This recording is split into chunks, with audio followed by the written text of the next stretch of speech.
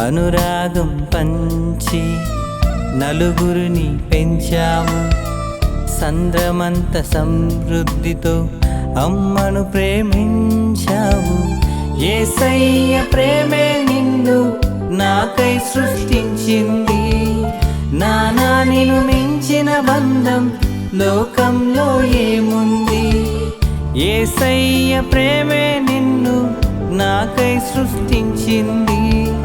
నానా నిన్ను మించిన బంధం లోకంలో ఏముంది?